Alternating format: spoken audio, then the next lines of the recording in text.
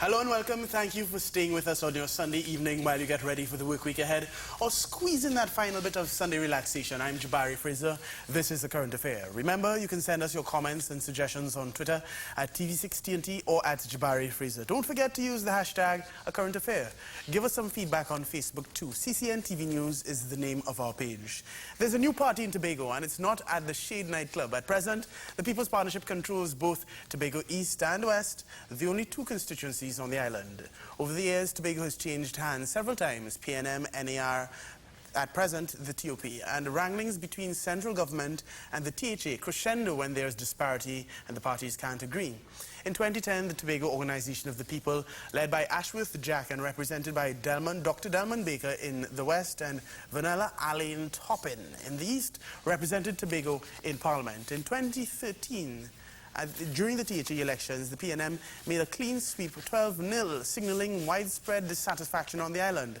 Some members of the TOP tried to save the floundering party as Ashworth Jack went into political oblivion. The Tobago Forwards emerged with former Justice Minister Christlyn Moore as Interim Political Leader. She's here with me this evening. Good evening, Ms. Moore. Good evening, JABARI, and thank you for having me. No problem at all. First, I need to get from you, what is the Tobago Forwards all about and how did the name come about? All right. The Tobago Forwards, really, as you indicated in your intro, was birthed out of a need to account for the people on the island who were not supporters of the PNM, who had hitherto supported the TOP, but could not find their leadership, could not get any accountability from their leadership, and needed a political space to be built for them. So the Tobago Forwards was born out of that vacuum that was created by the political oblivion of Mr. Jack that you Was that not more because described. you and him couldn't agree? No, no, it really was not a personal matter between us, I must say. Really, I think Mr. Jack, in fairness, took the loss quite hard and was somehow unable to perhaps face the persons who supported him, which is understandable. The loss was devastating. Why get into politics then? Why get into politics? And I hope you wouldn't be affected by the same thing. Well, perhaps I am a bit more philosophical about winning and losing. So it really was not a personal matter between us. It really had to do with accounting to people and providing a space that they thought they had carved out, but which space kind of disappeared after the loss. And do you think that the Forwards will be able to bring back some sort of excitement for people in Tobago, and some sort of political excitement? I don't know what the feeling is in Tobago at present, after 2 years after the THA elections. But do you think your party can be that sort of new hope for Tobago? Well, we certainly hope so, JABARI. I'll tell you this. In our democracy in Trinidad and Tobago, there's always been the de facto incumbent, which is the PNM. However, Tobago has traditionally been non-PNM. If you look at our history, we have a history of DAC, DLP, NAR, with an interim PNM every now and again. That trend is being bucked a bit because the PNM holds the THA and they have held it for 12 years. That cannot be ignored. But generally speaking, more than going back and forth, Tobago has had traditional opposition roots. So I say that to say that there has always been a need for a voice representing an opposition to the PNM. Do you see your party as an evolution from the NAR through the TOP now to the Forwards? And do you think Tobago suffers from the lack of a third option? I don't know if I can answer your last question first.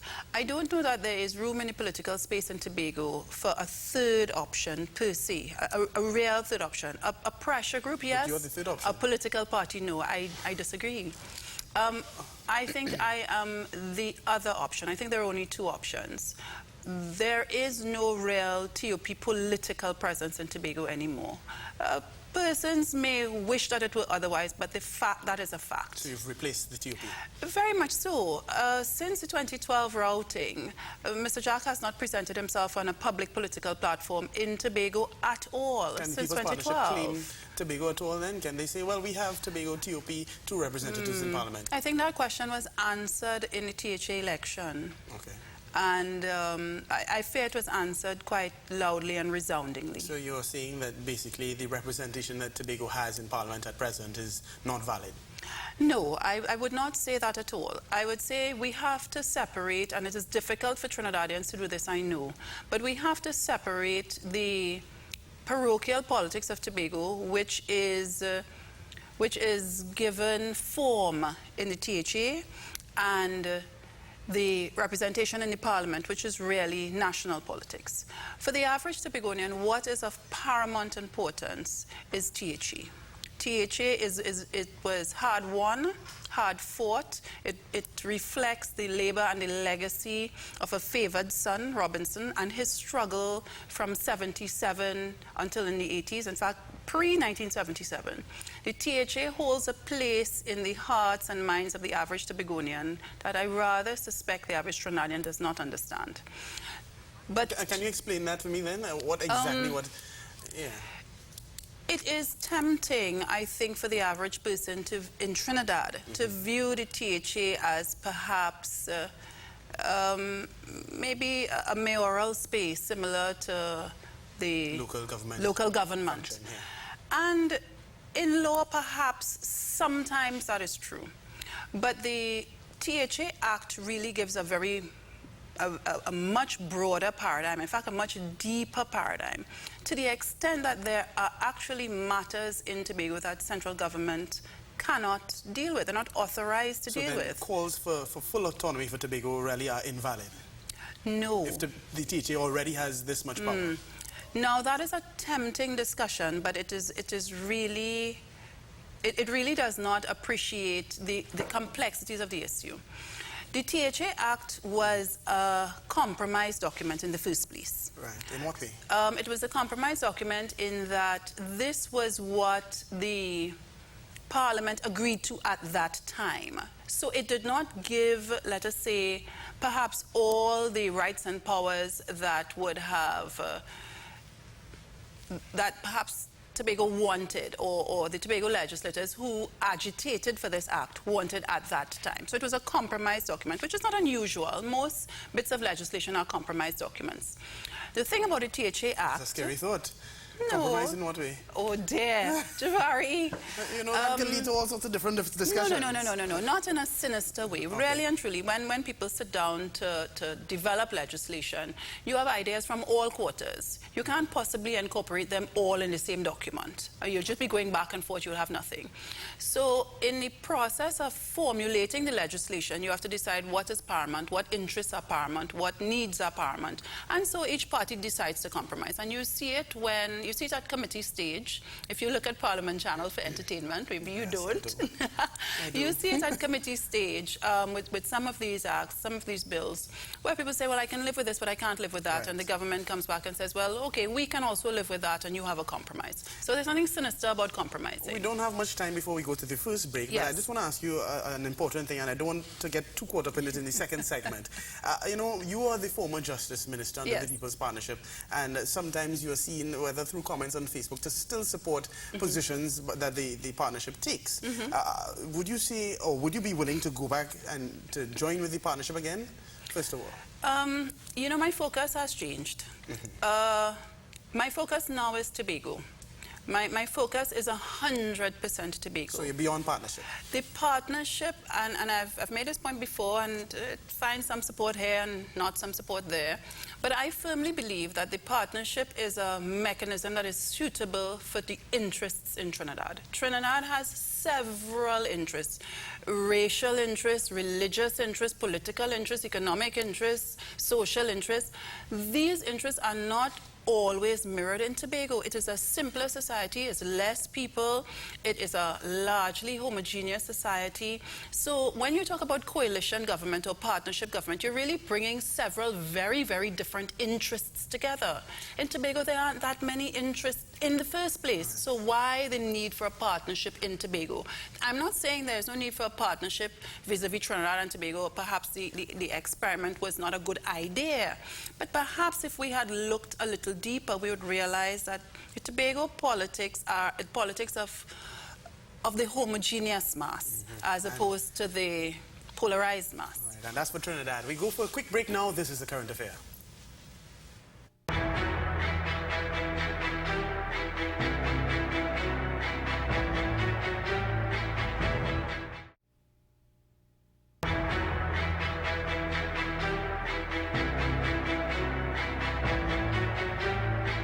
Welcome back. If this is the current affair, Ms. Moore, I liked where that conversation was going. For not for the entire segment, but we're going back there for a short while.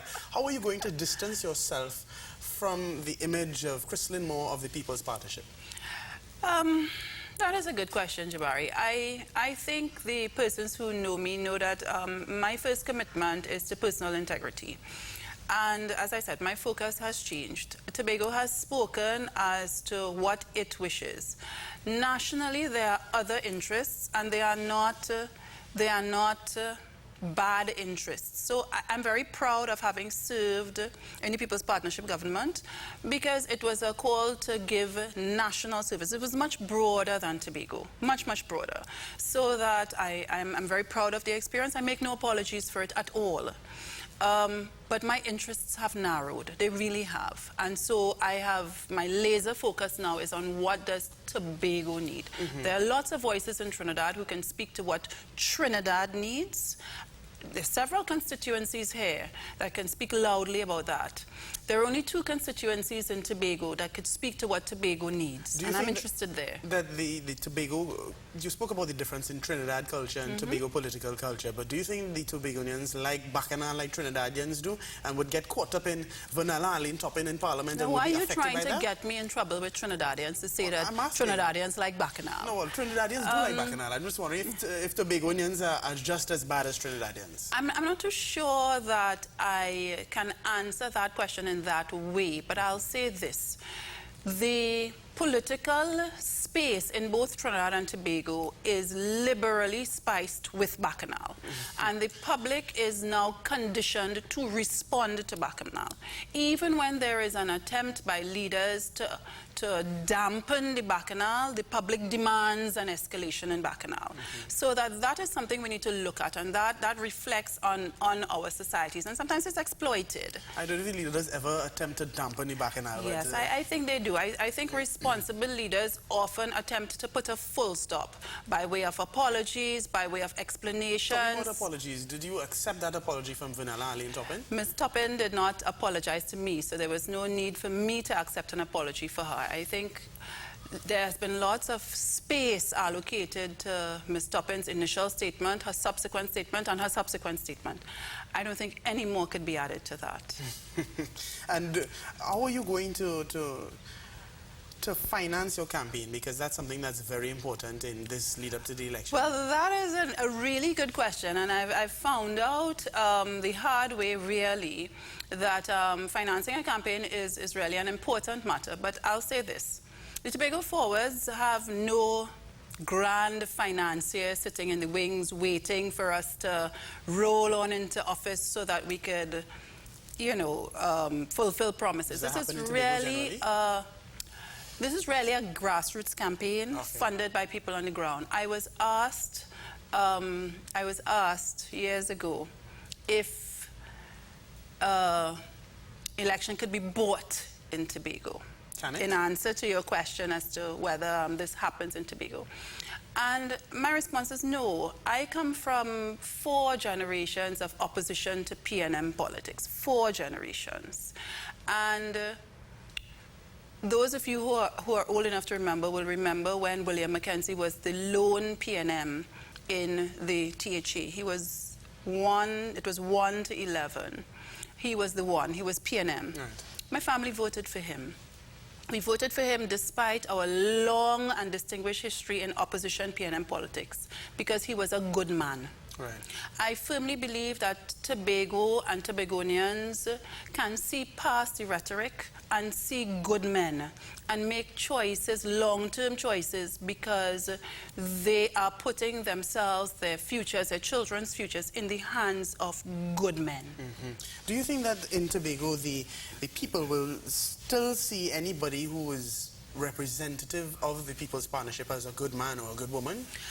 Well, I don't know that that is a fair marriage. You are suggesting that once you have been associated with People's Partnership, then somehow you cannot be seen as a good man. I reject that completely. I think people's integrity is known. But even after, for example, Vanilla Allen Toppin, do you still reject that? Reject what? First of all, I don't think the representation that she gave in Parliament, especially during that contribution, many Tobagonians have spoken about it and said this is not something that has made Tobago proud. It may not be, but what then is the argument? That because some people have been disappointed in a leader, that makes the leader a bad person? People have to admit that they are prone to mistakes. Give someone else a second chance. Well, again, I find my personal observation is that we tend to ridicule apologies as a nation. We never take it seriously, and perhaps that is something we need to look at again. Because if we are saying we want leaders who will never, ever, ever, ever make a mistake, and we will discard them once an error is made, then we are going to be doomed to a rapid fire turnover, and to me that is not productive. I reject the argument that because somebody was formerly associated with an organization and now they've moved, that somehow that represents some kind of taint. I reject that completely. Okay. I think that we stand for what we stand for, and we must be judged by our actions on a day-by-day basis, and we may make errors from time to time. It is inevitable. But people know the character of a man, and they can decide for themselves. We're intelligent people. We can decide for ourselves whether this is an act of malevolence or if it is an error. What are some of the overarching plans for the Tobago Forwards Party? In the Tobago space, we have concerns along certain lines. I'll give you perhaps 2 or 3 of our main concerns. One of our large concerns is the question of healthcare in Tobago. We have an alarming infant mortality rate, maternal mortality rate that is growing. We've had 17 maternal / neonatal deaths between January 2014 to now. Do you think that's a result of the system itself, or people working in the system? I think that the system needs to be reviewed, dissected, and changes made, because it means then that while hitherto we didn't have this aggressive problem of neonatal mortality, we now do, and it is incumbent on us to find out why. It also puts pressure on the healthcare system because we have a large proportion of elderly people. Tobagonians live long. Do you think the TRHA needs some more autonomy then? Well, the TRHA is another matter. The TRHA is a board, is a regional health authority, so I don't know about autonomy for the TRHA. I think that the TRHA perhaps needs institutional strengthening, and some of their recent decisions have been called into question. In fact, there is litigation afoot now calling for a report to be revealed into a very notorious baby death that happened last year. So that is one of our major concerns. We are concerned with assessing, evaluating, and coming up with a formula to resolve the healthcare issues on the island so that it no longer negatively affects our mothers, our newborns, and our elderly people who have been suffering. That's our first concern. Our second concern is the question of Tobago land titles. This is a matter that has been with us for a long, long time. It prevents Tobagonians from unlocking wealth because they don't have, in large part, 80% of Tobago does not have title to land. What that means is that you can't get a mortgage, you can't get a loan, you can't expand your house unless you're building cash, you cannot sell, you cannot send your children to university. So you have a store of wealth that is unlocked, and it constrains people to day-to-day poverty. That needs to be urgently addressed. Before you make your third point, we have to go for a quick break. Keep it in your head. This is the current affair. Stay tuned.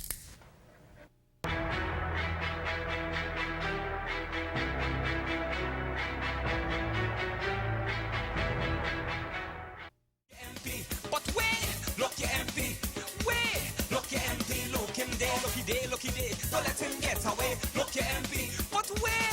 Look your MP, but where?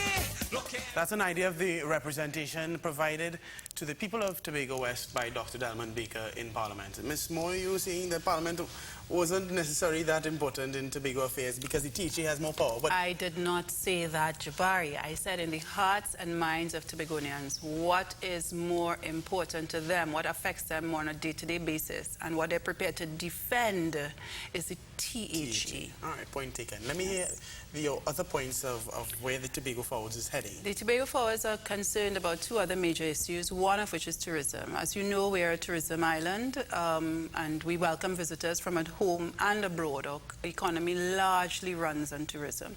So we are very concerned when new routes are developed and 7 people come off a plane, which is what happened with the new Brazil route. We are very concerned when we set up a route to encourage divers, as the Secretary for Tourism has told us, yet our hyperbaric chamber is down. We're very, very concerned. Are you also very concerned when there are, you know, gruesome crimes, especially the murders, and then afterwards the THA and the PNM controlled THA and the TUP turned it into a war, Dr. Baker and over London? Well, I'm not sure that I know what you're referring to, but I can say this. The statement? I'm sorry. Oh, no, just talking about the statement by Baker, Dr. Baker last year, that you're more likely to die if you got shot in Tobago and then over London, and the reports that were online, and, you know, they talk about it and the danger that was caused and the back and forth that they had. Yes. Yes, I know there was a little dust-up between Dr. Baker and the THA with regard to a 2009 statistic. Quite frankly, it did not concern me that much. Okay. Right? What concerned me, going back to your question, was what do we do as an island or as an island economy that depends on foreign visitors? What do we do to address issues of crime, particularly major crime, but more and more petty crime? Because really and truly what you have, you really seldom have large major crimes, although we have had quite a few, and they did seem to be attacks on foreigners. That is a huge concern that requires bedeviling, and it is telling that the police are nowhere closer to solving any of these attacks. So we suffer from the same challenges. Tobago is so small. And, you know, people know each other. So again, it is the same challenge that we have here. Is it a distrust of the police? That is a matter that needs bedeviling. But with regard to tourism and our tourism numbers, a more focused view is required, because we are actually going backwards in terms of tourism in Tobago. In pre-2001, when the THA was NAR, you had 23 cruise ships a year docking in Tobago. Now, how much ever years later, the Secretary for Tourism is boasting about 8.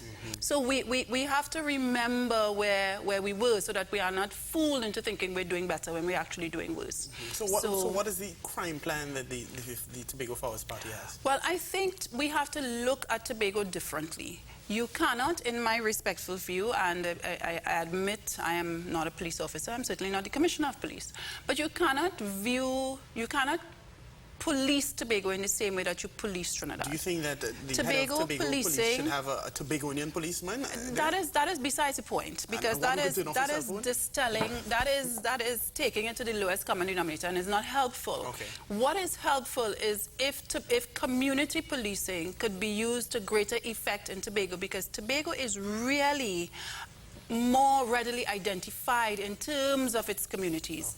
Also, because you have large families in Tobago, it would be easier, I would imagine, to build trust between the police and large families and large communities. It's very difficult here because you have far-flung families, you have communities that are broken up into sub-communities. You don't have those challenges in Tobago. So I think the approach to policing ought to be different. And what is the last point that you were saying? That the last matter that has to concern us as a political organization in Tobago is internal self-government. Internal self-government is a matter that will treat with Tobago's unique issues. And when I say unique issues, it cannot be ignored that Tobago is a homogeneous society. It cannot be ignored that before, I believe, and somebody will call you to tell you I got the year wrong, so I apologize in advance. But before, I believe, 1889, 1898, thereabouts, that Tobago had its own legislature, its own treasury, its own economy. And yes, that is a millennia away, but what happens is that you have a historical legacy of independence that was removed, but the legacy remains. You also need to treat with matters that are unique to Tobago. For example, let's take the education system. When there was a polio outbreak in Trinidad and Tobago, schools were closed. But perhaps schools didn't need to be closed in Tobago. Tobago did not have a polio outbreak. When there was a coup in Trinidad and Tobago, you had a shutdown of the entire country. But perhaps the curfew should have been lifted earlier in Tobago. So there are norms in Tobago, there are day-to-day activities in Tobago that do not mirror the situation in Trinidad. So that when you develop Do you policy... think in that way that the state of emergency should not have included Tobago? But it is arguable. I am not aware that there was a threat emanating from Tobago. So what I'm saying is that when you develop policy for Trinidad and Tobago, you may well be developing policy that assists a situation that exists and is very real in Trinidad but is non-existent in Tobago. It did not cross water. Fugitives could run from Trinidad to Tobago? Well, I don't know that that is not happening now, but that is a different issue. The issue of policy development, and specifically region by region, and in this instance, policy for Tobago, that has to be addressed. We don't have much time left, but you brought a document here with you, and this document is the Auditor General's report on the financial statements of the THA. Yes, the Auditor General, well, is late as usual, but it's 2015, and we're now getting the 2006 financial statements. And what does it say? Well, basically, we have about, I would say, well, over $100 million that have been unaccounted for, according to the Auditor General. Documents and records necessary to verify the balance sheet have not been produced. As a result... Is this something that normally happens with the THA and with the Auditor General's department? Well, what I can say is this. This is the 2006 Auditor General's report. I have looked at the 2005 report and the 2004 report, and the pattern is there. There is in fact, when I go back to 2001 and I read Mr. London's statement when he moved into the chair of the THA, taking over from NAR, he also made similar comments. So that this is a trend, and what it says is this. It says that successive governments in the THA have been able to flaunt financial rules and regulations and have been able to refuse to account to the people of Trinidad and Tobago for significant funds, and they've been able to do that because of the lag in the accounting system. Ms. Moore, we've basically run out of time, but what we're going to do is have an extended online version of a current affair coming up, and you can always find this on www.tv6tnt.com. As I said, this is a current affair. I'm JABARI FRASER. We've had Christlyn Moore. Good evening.